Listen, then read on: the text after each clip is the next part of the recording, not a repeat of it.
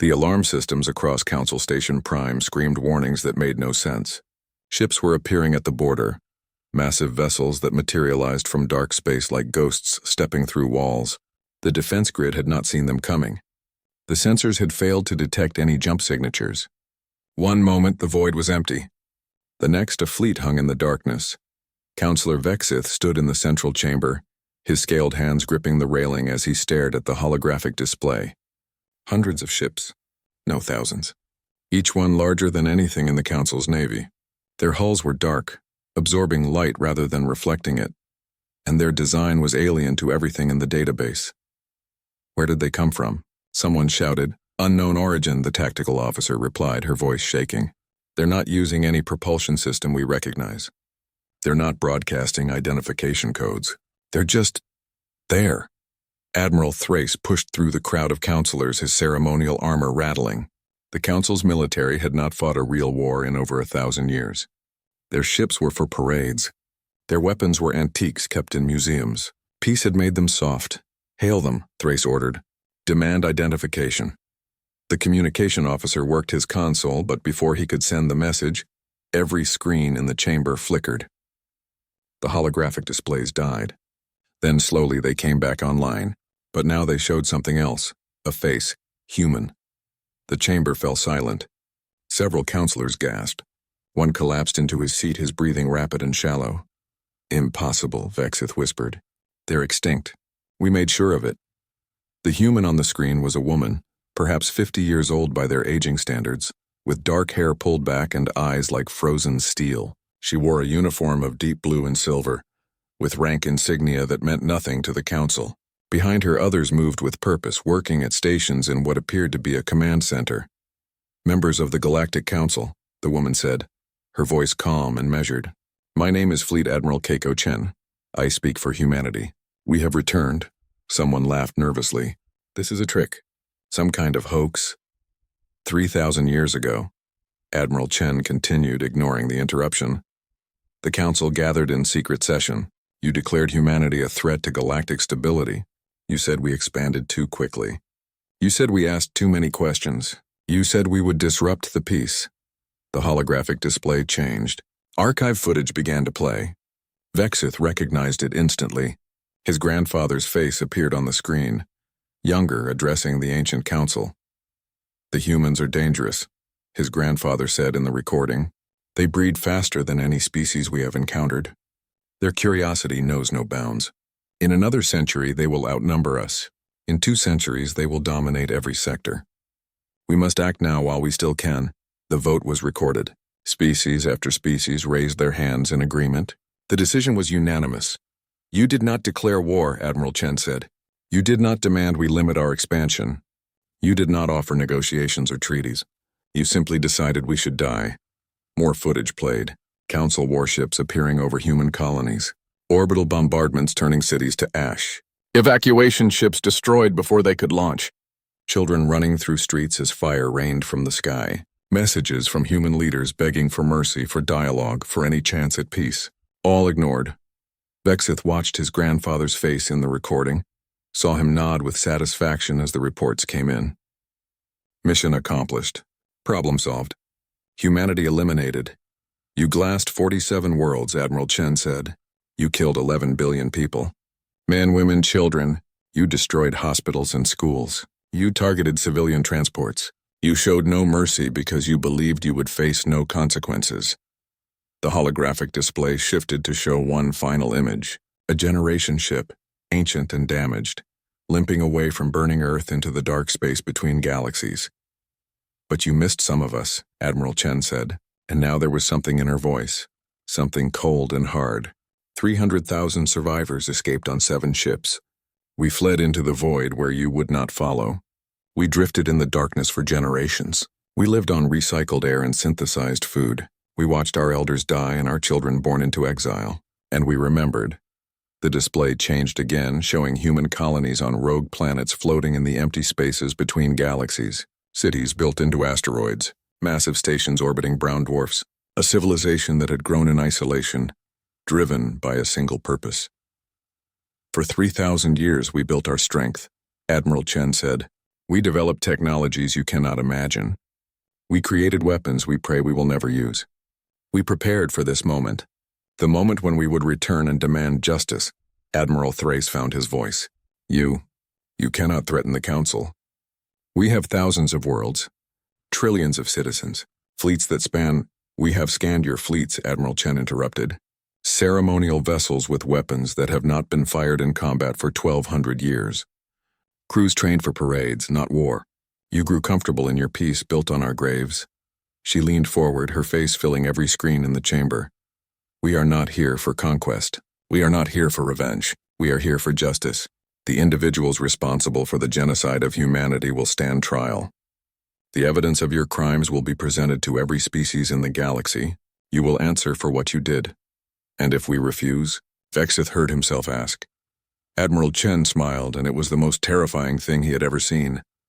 Then you will prove we were right to come prepared, she said. But we do not believe you will refuse.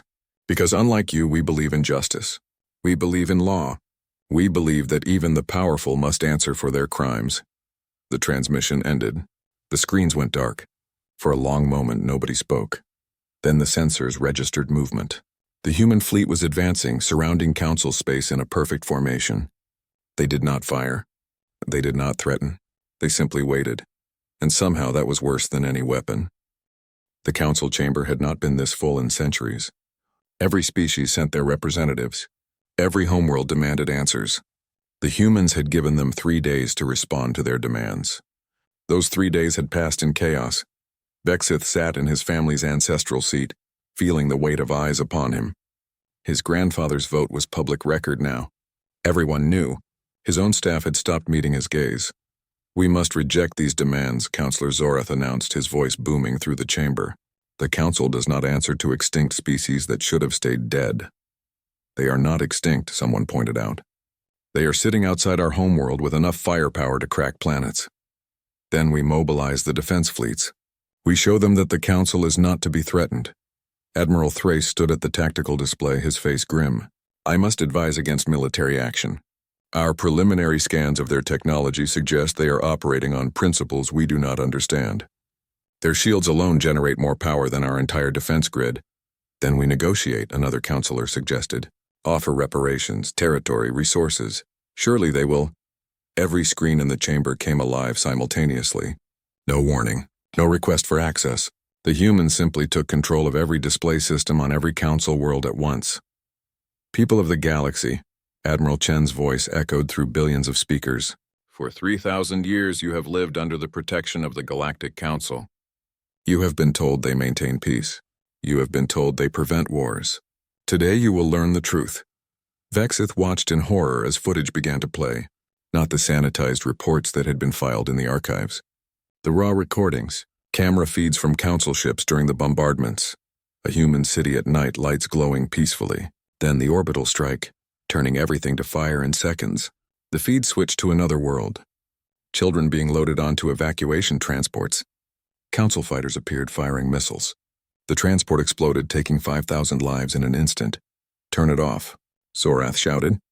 This is propaganda, lies. But the footage continued. Council communication logs appeared, showing orders given in plain language. Eliminate all human presence. Leave no survivors. Sterilize the worlds. A recording of the secret session played. Vexith's grandfather spoke again, his words preserved forever. We are not monsters. We are pragmatists. The humans threaten the stability we have built. They must be removed quietly and completely. History will forget them. The galaxy will be safer for their absence, the vote. Every species representative raising their hand. Not a single voice of dissent. Not one counselor standing to argue for mercy or negotiation. Then came the testimony of survivors. Human faces filled the screens, people who had been there, who had lost everything. An elderly woman spoke, her voice soft. I was 8 years old when they came. My mother put me on a ship with my baby brother. She said she would follow on the next transport. There was no next transport. I watched from space as they destroyed our world. I watched my mother die. I watched everything burn, a man with scars across his face. We were scientists. Our colony was devoted to agricultural research. We had no weapons. We had no military. We were farmers and teachers. They killed us anyway. I survived because I was in a deep mine when they struck. I spent 3 weeks digging my way out. I was the only one left alive on a world of 10 million people. Across the galaxy, trillions watched. Many had never heard of humans before. They certainly had never been told about the Purge. The Council's propaganda had erased the genocide from history, recording it only as the resolution of a minor territorial dispute. On dozens of worlds, protests erupted, citizens demanding answers. How many other species had the Council resolved? What other crimes had been hidden? A young Council officer named Lieutenant Sareth stood on the bridge of her patrol ship, watching the broadcasts with her crew. They were all young, born centuries after the genocide. This was their first time learning what their government had done. "Sir," one of her crew members said quietly, Are we the villains?" Her captain, an older veteran, said nothing. His silence was answer enough. In his private chambers, Vexith accessed his family's secure archives. Files his grandfather had kept, never shared with anyone.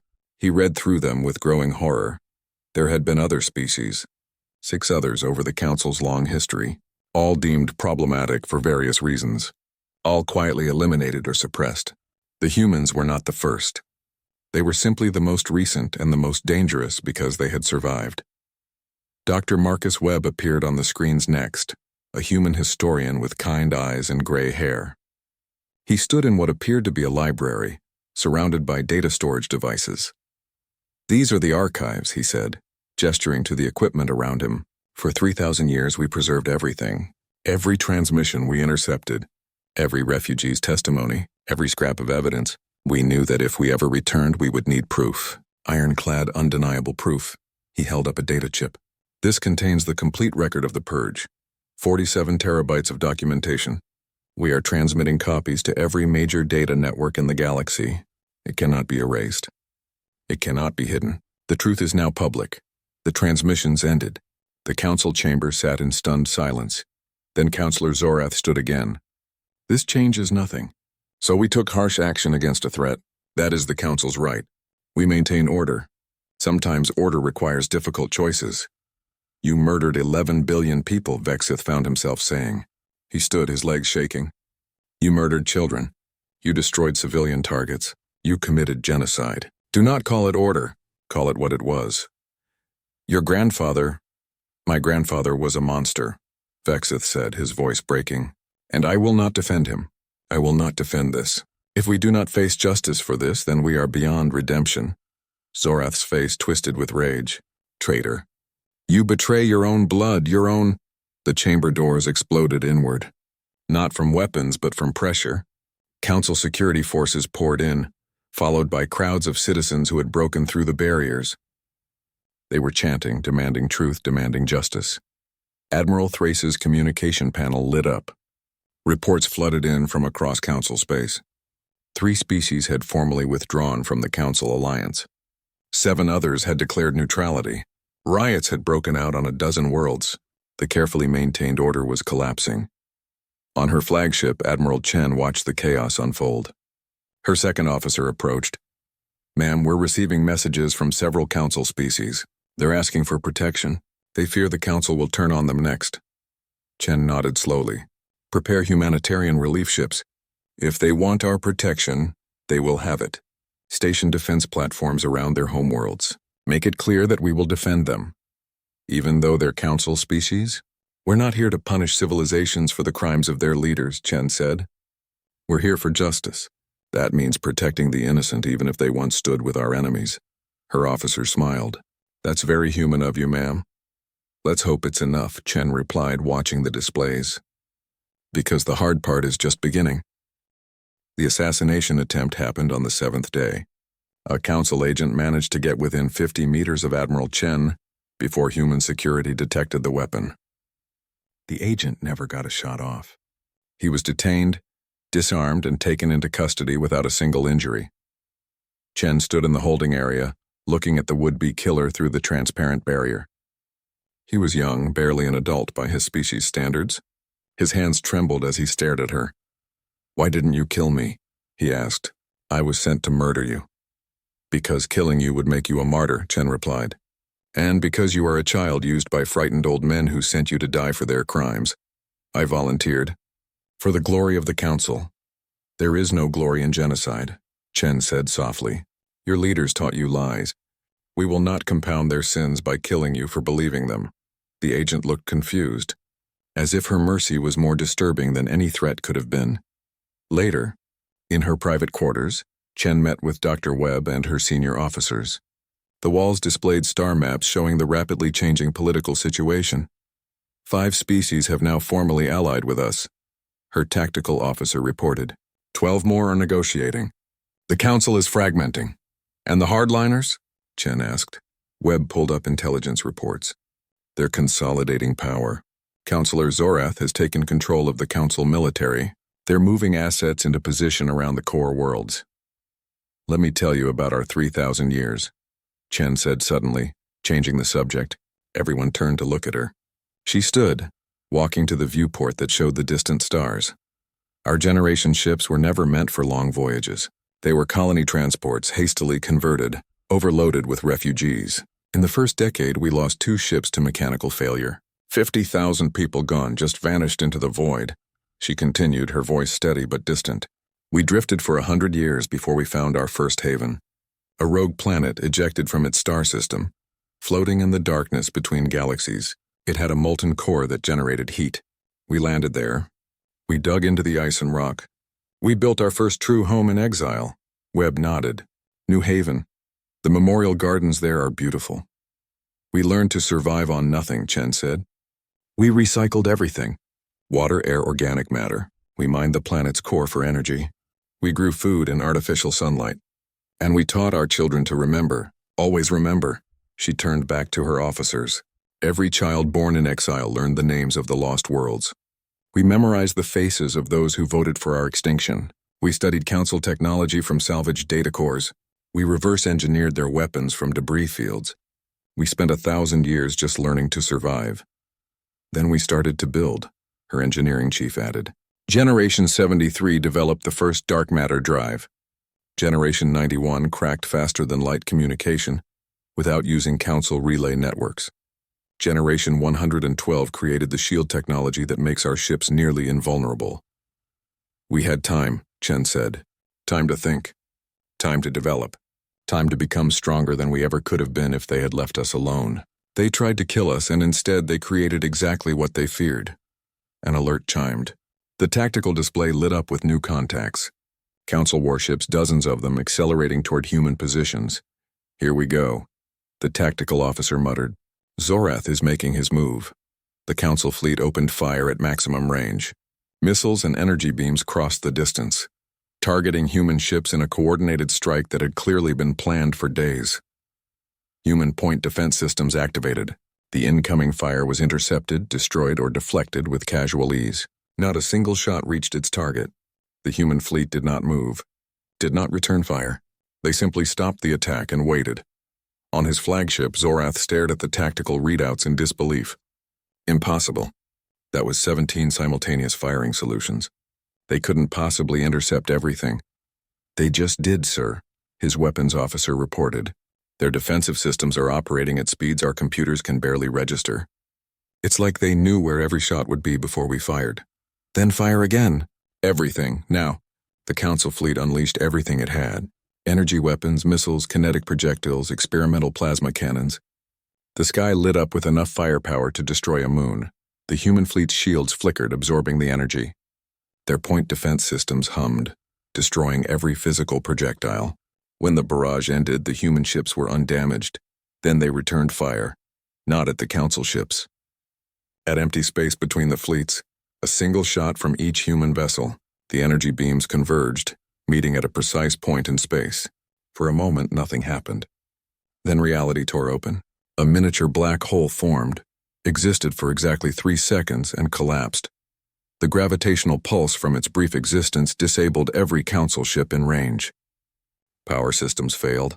Weapons went offline. Life support switched to emergency backups. The human fleet transmitted a message. That was a warning. We could have aimed at your ships. We did not. Stand down. Zorath sat in his command chair, staring at the dark screens around him. They had hit the enemy with everything and accomplished nothing. The enemy had fired once, missed intentionally, and disabled his entire fleet. "Sir, we're receiving a transmission," his communication officer said, working on battery-powered backup systems. "It's from our own ship. The Venatrix, and that's impossible. The Venatrix is part of this fleet." "Not anymore, sir." The transmission played. Lieutenant Sareth appeared on screen, standing on the bridge of the Venatrix. Behind her, most of the crew stood at attention. "Admiral Zorath, this is Lieutenant Sareth. I am relieving you of command authority over this vessel. The crew and I have voted, and we refuse to fire on humans who have shown us more mercy than our own leaders ever did." "Mutiny," Zorath whispered. "We are not the enemy," Sareth continued. "The humans are not the enemy. The enemy is the lie we have been living. I will not kill for that lie. Anyone who wishes to join me is welcome. Anyone who wishes to return to the Council may take a shuttle. But the Venatrix sails for humanity." Her transmission ended. On the tactical display, the Venatrix broke formation, turning toward the human fleet. Then another ship followed. Then another. Within an hour, 2/3 of the Council fleet had mutinied. The young officers, the ones who had grown up on the stories of Council glory, had watched those stories die. They chose a different path.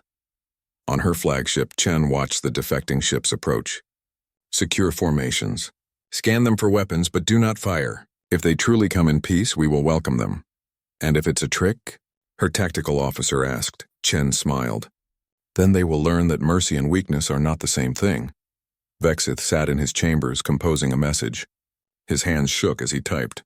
He was about to destroy his family's legacy, his own reputation, everything he had ever known. He was about to tell the truth. "To the human fleet," he wrote, "My name is Counselor Vexith. My grandfather voted to exterminate your species. I carry that shame. I wish to testify. I have access to files that were never meant to be public, evidence of other crimes, other species. I do not ask for forgiveness. I ask only for the chance to help bring justice." He sent the message before he could change his mind. Within the hour, human security forces arrived to extract him. His family's guards tried to stop them.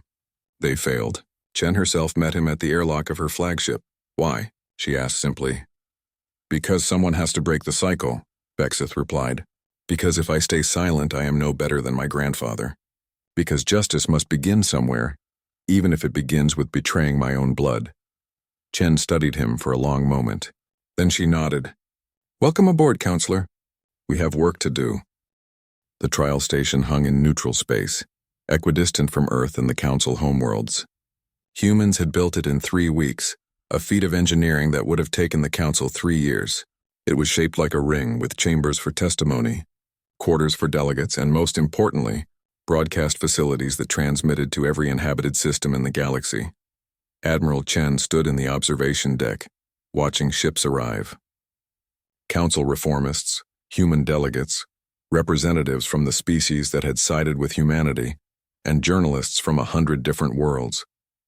History was being made, and everyone wanted to witness it. "Are you ready for this?" Dr. Webb asked, standing beside her. Chen touched the memorial pendant around her neck, containing ashes from 47 worlds. "My parents died in the Purge. I was 5 years old. I watched from a viewport as they burned our colony. I have been ready for this my entire life." The main chamber was massive, designed to hold thousands. At the center sat the accused, 15 former council members who had voted for the extermination. Many were ancient, kept alive by medical technology. Some had died, but their successors who had helped cover up the crimes sat in their place. Zorath was there, captured after his failed military coup. He sat with his arms crossed, defiant even in chains. The presiding judges were a panel of 7, representing human, council reformist, and neutral species perspectives. They entered in silence and the chamber fell quiet. "This tribunal is called to order," the lead judge announced. "We are here to determine accountability for the systematic extermination of humanity and for related crimes against other species. Let the record show that this proceeding is broadcast live to all who wish to observe." The prosecution called its first witness, an elderly human woman named Sarah Chen, no relation to the admiral. She walked slowly to the witness stand, leaning on a cane.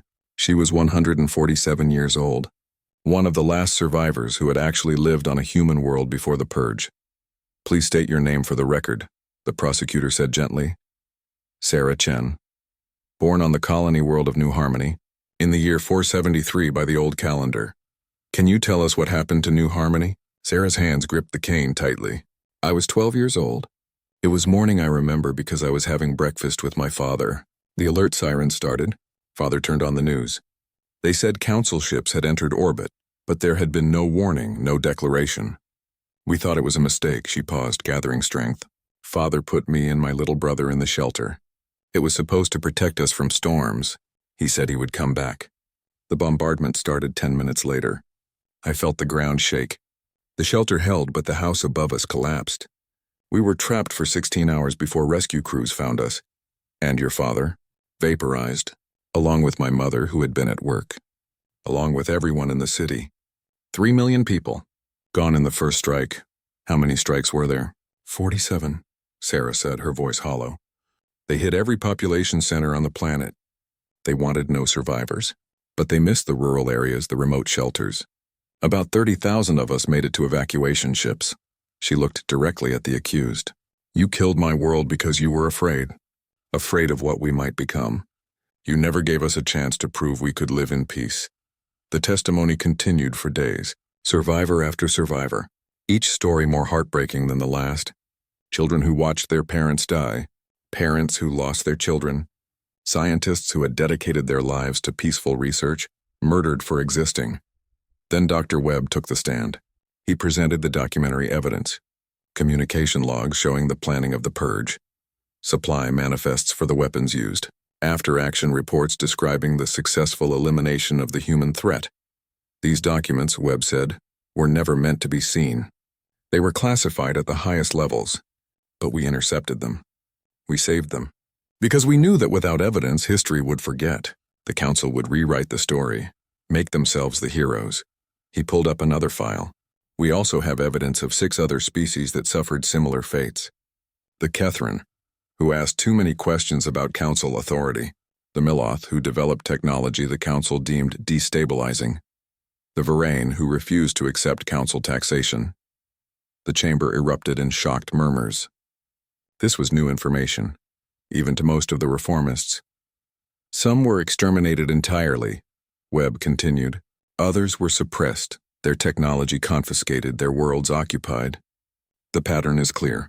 Any species that threatened council supremacy was dealt with, permanently. When Vexith took the stand, the entire galaxy watched. A council insider, turning against his own kind. His testimony was devastating because he had nothing to lose by telling the truth. My grandfather kept private journals, Vexith said. He wrote about the decision to eliminate humanity. He called it regrettable but necessary. He compared it to pruning a garden.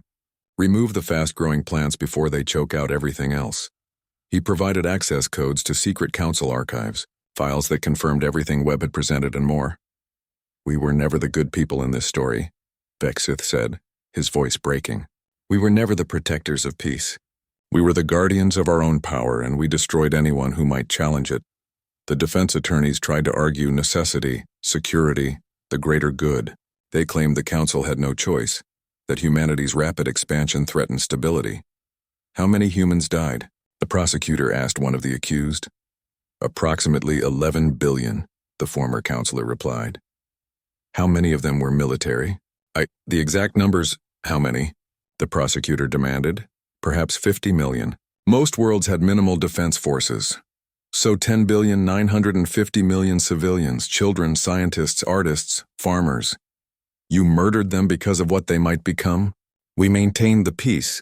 You maintained your power, the prosecutor interrupted. That is not the same thing. The trial had been proceeding for 2 weeks when the alert came. Admiral Chen was in her quarters reviewing testimony transcripts when her tactical officer's urgent message interrupted. Ma'am, we have a situation. Long-range sensors have detected energy buildups in 6 different star systems, all of them in the Council's core territory. Chen's blood ran cold. What kind of energy buildups? The signatures match stellar destabilization weapons. The Council used them once before, about 2,000 years ago, to put down a rebellion. They can trigger a star to go supernova. How many people in those systems? Approximately 50 billion across all 6. Chen was already moving, running for the command deck.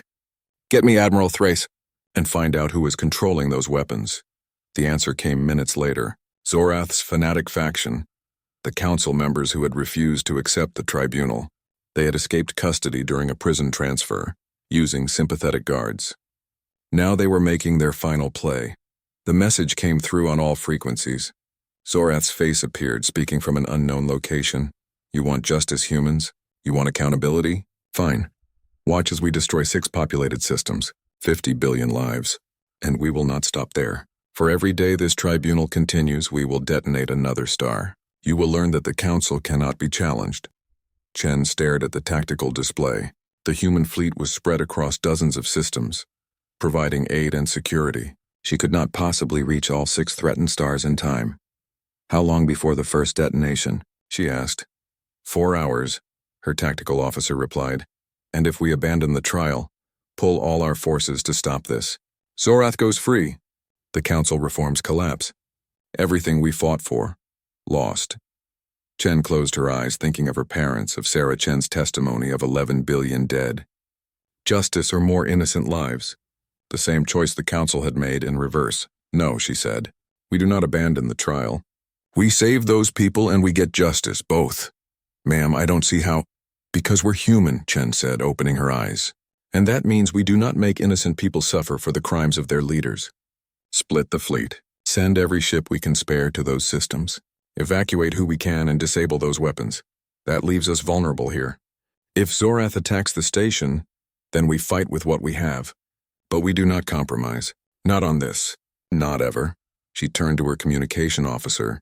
Get me Vexith. And prepare my shuttle. If we are going to save 50 billion people in 4 hours, I am going to need help from someone who knows council technology. Vexith appeared on screen. Admiral, how much do you know about stellar destabilization weapons? Chen asked. Enough, he replied. Enough to stop them if I can get to the control system. Then suit up, counselor. We have stars to save. The human fleet split in 6 directions, racing against time and physics.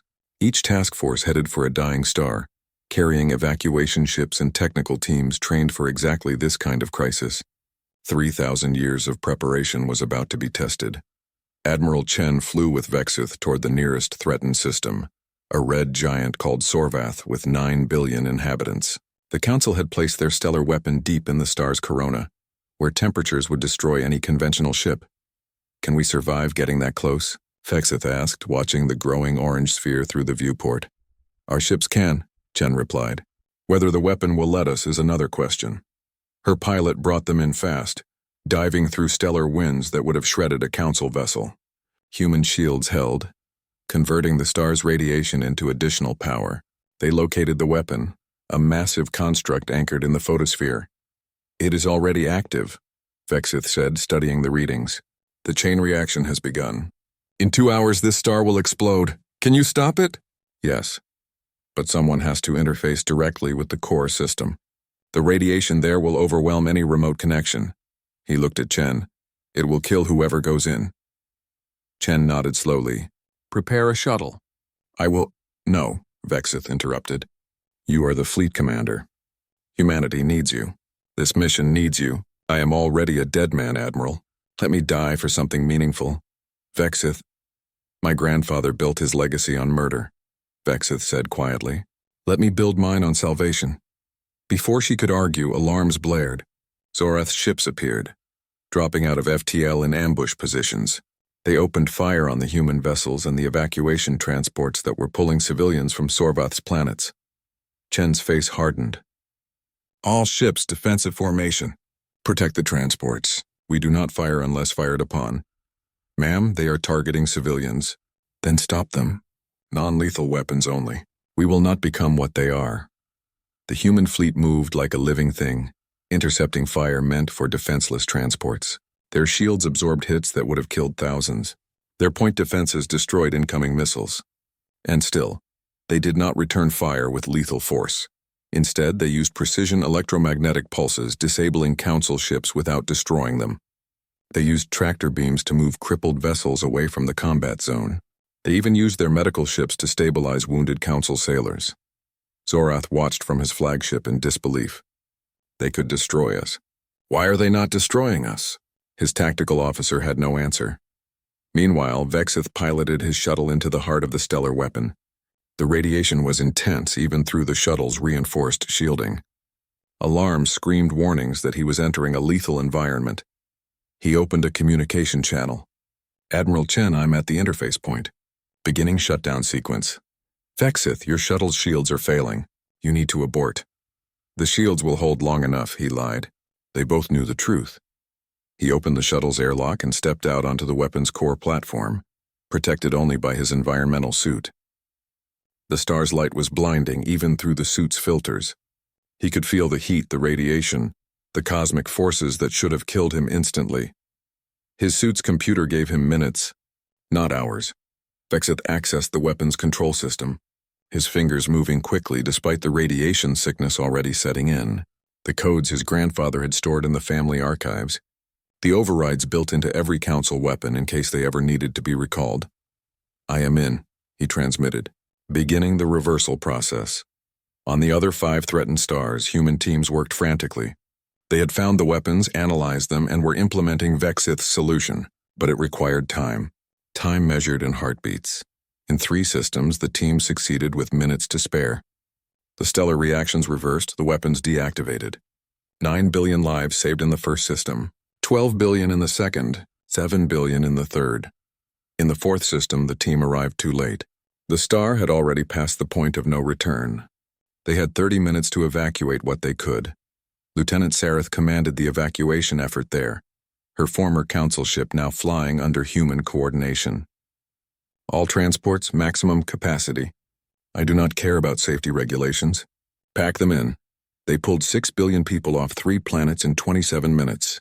It was the most incredible rescue operation in galactic history, but it was not enough. 4 billion remained when the star exploded. Sareth watched from a safe distance as the shockwave consumed the inner planets. 4 billion lives gone in a flash of light.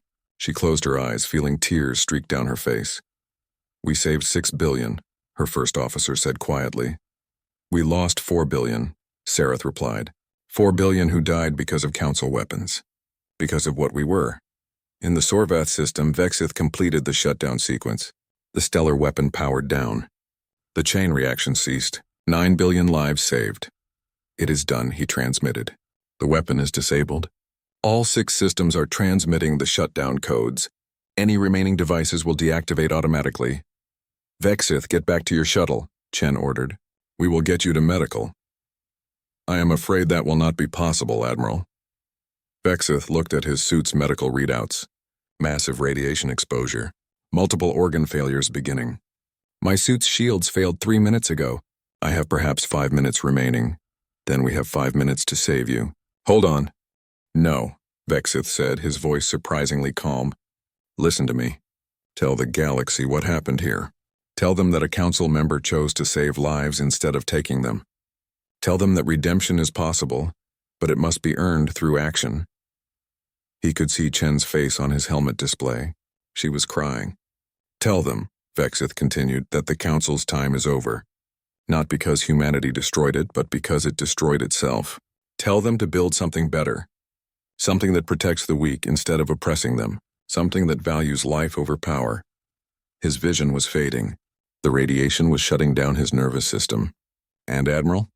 Thank you. Thank you for showing us that strength and mercy are not enemies. Thank you for being better than we ever were." The transmission ended. Vexith's life signs flatlined. Chen stood in silence on her command deck. Around her, the crew worked to secure the area, to coordinate with the other task forces to process what had just happened. 50 billion threatened, 46 billion saved, 4 billion lost, and 1 council member who chose redemption over survival. The trial resumed 3 days later. The remaining accused sat in their chambers, hearing testimony about the evacuation effort, about human ships that took damage protecting council civilians, about the fleet that split itself to save billions of lives even while under attack, about Vexith's sacrifice. The verdicts came swiftly. Guilty on all charges.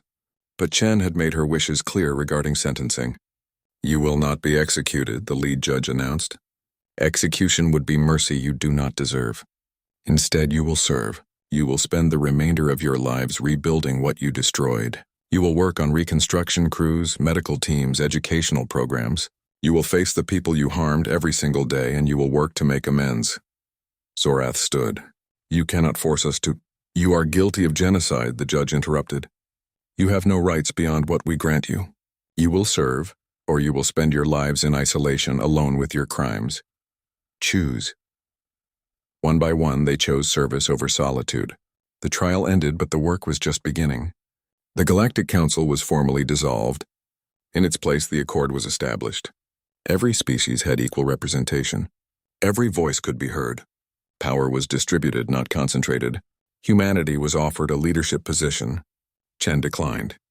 We came for justice, not empire, she said in her address to the new Accord. We will participate as equals, not rulers. The mistakes of the past came from thinking one species should control others.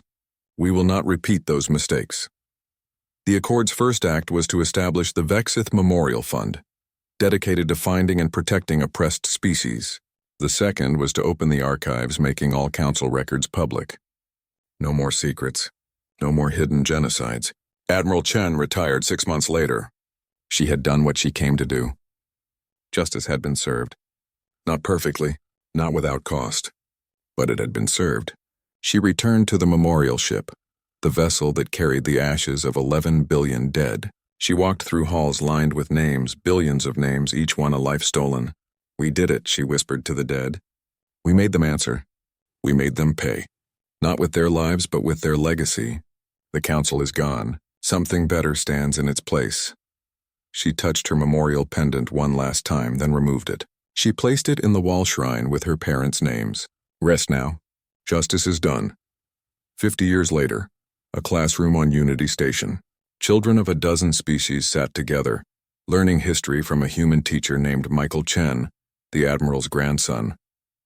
And that is how the Accord was born, Michael said, closing his tablet. From the ashes of the council, from the courage of those who demanded justice. A young Vareth child, same species as Vexith, raised her hand. Teacher, my grandmother says we should be ashamed of what the council did. Should you? Michael asked. You were not there. You did not commit those crimes. But you do have a responsibility. The responsibility to remember, to learn, to be better. My grandfather served on Admiral Chen's fleet, a human boy said. He told me she could have destroyed the entire council.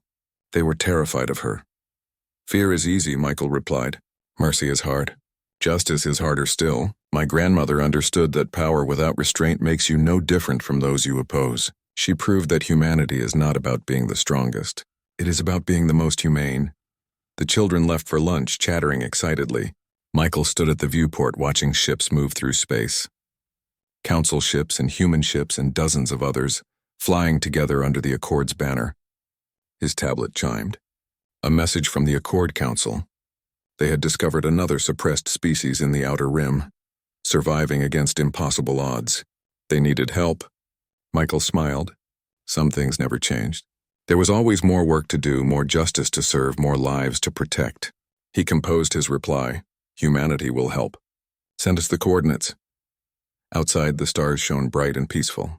Not because evil had been destroyed, but because good people had refused to become evil themselves. That, Michael thought, was the real victory. Not the battles won, but the principles kept. The galaxy had learned the most important lesson. That the measure of a civilization is not how it treats its equals, but how it treats those it has power over. And humanity, after 3,000 years of exile, had taught the galaxy well.